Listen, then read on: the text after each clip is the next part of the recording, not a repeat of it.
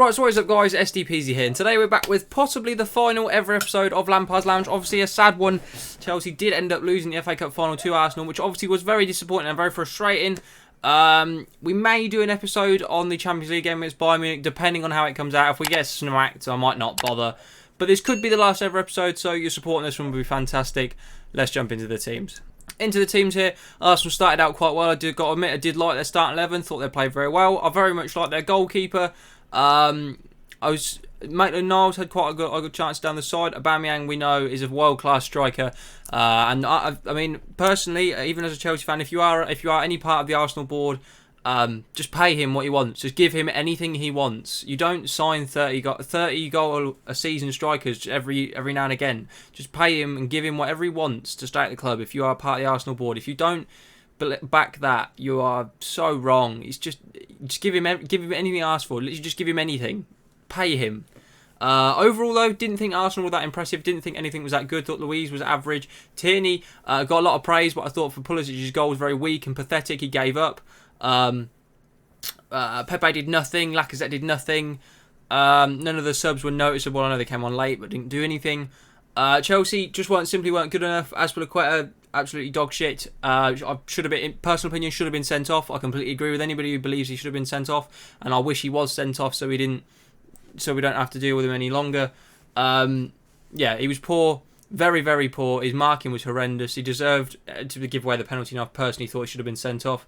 And I thought when he got injured, it was a complete blessing, and I was happy he was. I hope he's out for a long time, and he doesn't play again, because I don't like him. He's not good enough. As sad as that is, because he's been a fantastic servant to the club, not good enough anymore. Rudiger, very poor. Jorginho, average. Kovacic, just, we don't even need to talk about that. I'll talk about it more in a minute, but yeah, Alonso, very, very poor. Giroud didn't do much for me, held the ball up nicely. Pulisic, fantastic goal, really was well worked, fantastic finish, really good quick feet, and overall caused a lot of problems. Really sad to see him injured, because obviously means no him against Bayern. Hopefully he's okay. Probably a hamstring is normally about a month or so hopefully he's okay for the new season, because we're going to need him big time. Christensen, for me, was a big mistake bringing him on. I don't like him at all, and I thought when he was on the pitch he created more nervousness and more problems than more he helped. Barkley did nothing when he came on. Abraham, nothing really when he came on. Pedro was actually a bit impactful when he came on the pitch, and obviously sadly went off with what looked like a dislocated shoulder in the end, so hopefully he's okay. Obviously in his last game for the club before he heads off to Roma, so hopefully he is okay. Hudson-Odoi, once again, I didn't see much of him when he came on the pitch. Overall, didn't really think much of the Chelsea team in general. We just weren't good enough. It's as simple as that. I'm not going to say we got beaten because we didn't. Arsenal, I didn't think deserved to win. I didn't think Arsenal were very good, but Chelsea were somehow worse. So that's how it worked in the final. Positives and negatives. The first 15 minutes we were absolutely fantastic, and that ties into the Pulisic thing. The first 15 minutes of the game, he was completely destroying Arsenal. They couldn't deal with him. He obviously scored his goal, had another fantastic effort saved by Martinez. He was ripping them apart. First 15 minutes, we were fantastic. And that's about as good as the positives got. Pulisic, as I say, was absolutely brilliant whenever he did anything. And I must say, I was very proud of him as a player. That you could see his hamstring went the touch before he even had his shot. And he managed to still put the effort in to get his shot off. So that's the kind of commitment I want at my club, and I love to see that from him. So fair play, and hopefully he's not too badly injured. Like I say, we just stepped after the gas after the first 15 minutes, and if we played like that the whole game, we'd have beat them 4-5-0 in my personal opinion, but we didn't, so we didn't. Obviously the injuries is a massive negative. Azpilicueta is a positive, and hopefully he's injured and doesn't play for a long time. Pulisic obviously a massive negative. Pedro, it's a shame to lose him like that. Willian obviously injured, don't think it would have impacted the game anyway, and by the looks of it he's probably off to Arsenal or Barcelona, so good riddance to him. And Loftus-Cheek as well, a sad one that he's injured, because I thought he could have impacted the game. Sadly I think Lampard got it wrong with his substitutions. Now it's not me saying in any way Lampard should be gone like a lot of people are, which is outrageous to say. But he's done a lot right this season, and his substitutions in general have been fantastic, but for me he got them wrong today. Kante should have played definitely at half time. He'd have shored up the game.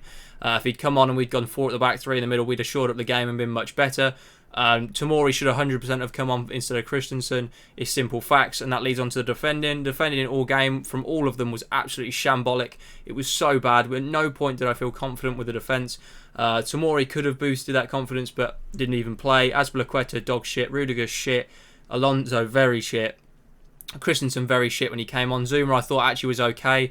James was quite often out of position, but attacking-wise was very good. And then Chelsea fans, or as they like to call themselves. Now, I know a lot of fake Chelsea fans, personally and across Twitter. Now, I read a lot of horrendous things on Twitter calling for Lampard to be sacked, calling for Mason Mount to never play again, one of the worst players they've seen, probably our best player this year, certainly our best young player. Just the abomination of things that you see. And someone put to me that Christensen's our best. I saw a message: Christensen's our best centre half, 10 times better than Rudiger will ever be. Christensen should never play for this club ever again. After that, never ever again should he make that starting 11. Never. Simple facts. And there's a lot of Chelsea fans who go onto Twitter and they think they're Chelsea fans because they've got this little Chelsea fan account that's got a few thousand followers. You don't know anything. You don't watch football. You're literally watching the game just so you can put your comment out there. You don't care for football. You don't support the team. You're not interested in anything outside of what goes on in that game and how many retweets and likes you can get on Twitter. You are irrelevant. You know nothing. I know plenty of these people in real life as well that think they're football fans and they don't even watch the games. I can't be arsed anymore. I've spoke about Chelsea fans on Twitter plenty of times. There's so many out there that are so fake and pathetic. It's just not right. And I'm going to get on to Anthony Taylor, but I'm not going to say that the referee was the reason we lost the game because I think we weren't good enough. We would have lost the game anyway because I think even though I thought Arsenal were quite poor themselves, they were better than how bad we were. And Anthony Taylor did not have an impact on us losing the game. We would have lost the game anyway. But he was shambolic, and the FA need to do something about this. It's not the first time he's had bad decisions against Chelsea, and something needs to be done because he's completely ruined the game. The sending off is simply never. It's not even a foul. He wins the ball. It's not a foul. It's certainly not a yellow card, and certainly not a second yellow card for a red card. Martinez comes out the box, clearly handles the ball outside the box. We don't give anything. I mean, there's a foul right in the last minute. Pedro, free kick right on the edge of the box. It's so clear. He stood 5 yards away. He walks away and lets the play on. I can't. I just can't. He was a shambolic, and we're going to look at some examples of it now because I just need to talk about it. So here we go. Here's what Kovacic was second yellow carded for. As you can clearly see here, Xhaka actually stamps on Kovacic's foot. Very similar to the Bruno Fernandes penalty he won against Aston Villa, which once again was never a foul and a clear dive from Bruno Fernandes. This, for me, a clear dive from Xhaka and a shocking decision from the referee. How that this... And I know that VAR can't look at it because it's not a straight red card, but it's a red card incident. It changes the game. Why can't they look at this? Their system is so flawed and so wrong. It's disgraceful. I don't understand how to talk about VAR when it's so blatantly wrong. This is shocking. Tell me how Kovacic deserves a second yellow card for that one. If you can give me a good explanation in the comments, then I will back down. But you can't. You simply can't. You cannot show me a way there that is a second yellow card offence. You cannot do that. Now, at 2-1 here, 79th minute, you can clearly see that Martinez handles the ball outside of his box. If you don't believe me, because it looks quite tight there, I'll give you that. In game, I thought absolute dead cert, and you could see it. You could see it, and then there's literal proof of it. There's so much proof. Here we go. This is the image that circulated on Twitter quite shortly after the game. You can clearly see the ball there is not inside the area. The ball is not touching the line. He quite clearly handles the ball outside of the box. That is a red card. It's a game changer. We probably score from this. They don't have a keeper on the pitch. It's a simple decision for me, and how the linesman, the referee, don't see it, and then how VAR can do nothing about this absolutely blows my mind. I just don't get it. This is quite clearly outside the box, and if you've watched the BBC show that they then showed this inside the box, it's quite convenient there's two different images. In my opinion, it seems a little bit dodgy, and I don't obviously believe. I feel it seems a little bit dodgy for me. It seems like there was a lot of... I'm not saying it's not true, and I'm not saying it's fake, but it seems a bit dodgy that the BBC then managed to tweet this photo and show it with the ball inside the box, and you can see... It just doesn't look right. But for me, that's outside the box. It couldn't be clearer. How you can get that wrong is beyond me. And if you don't believe me that Anthony Taylor has a thing against Chelsea, I'll just show you some decisions he's made in previous games against us, just so you've got a rough idea. Right, so here we go. The last time Anthony Taylor refed an FA Cup final. The first person in 120 years to referee 2 FA Cup finals. Here he is in the last one 3 years ago against Chelsea v Arsenal. Now, he gave this as non-handball and let Alexis Sanchez score from this opportunity. As you can clearly see, he handles the ball. The ref sees this, he looks at it multiple times and decides that there's no handball here and plays on, allows the goal in which Arsenal eventually win the FA Cup final. Seems a bit funny that it was the same two teams playing and a referee has never reffed the FA Cup final twice in 120 years, but one referee that does referees the same two teams and somehow gets the same decisions wrong in favour of the same team. Now that It does not look right to me. And just in case you need more proof, here's Anthony Taylor in the Premier League this season against Manchester United. Here we go, against Chelsea this season, Anthony Taylor decided with the help of VAR that this was not a red card.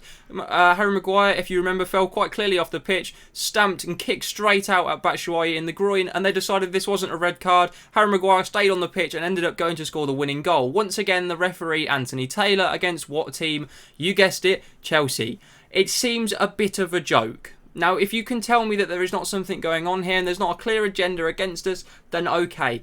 But for me, this is factually clear and it's an absolute disgrace that something has to be done in terms of Anthony Taylor for how shockingly bad his decisions were, not only in this FA Cup final, but against Chelsea and in general. This is not just a thing against Chelsea. He seems to be able to make these decisions incorrectly, very, very consistently, which is disgraceful that he's allowed to referee at the top level and in FA Cup finals where trophies are on the line, that this man is given a whistle and told, you go and manage it, when he makes decisions like this. Now, I want to know your guys' opinions on it, because for me, it's a disgrace. I can't buy it, but I'm not going to talk about it for longer, because it's infuriated me enough already. Hopefully you guys have enjoyed this. Thank you very much for watching if you have done. Probably the last ever episode of Lampard's Lounge, unless we do well against Bayern. Hopefully we can do, and there will be one more episode.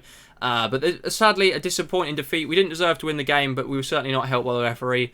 Thank you very much for watching. Hopefully you guys have enjoyed. Drop a like on the video if you have done, and if you are new around here, click subscribe and the notification bell. We upload every single day at 6 PM, and we're nearly at a whole year of daily uploads now. So if you could join me for the rest of that journey, that'd be much appreciated. Thank you very much for watching. I wanna take it all in, I'm falling. The cityscape by night, wanna catch in my photos. Where you go, every corner twice as bright. They'll be my treasures forever when I can't hold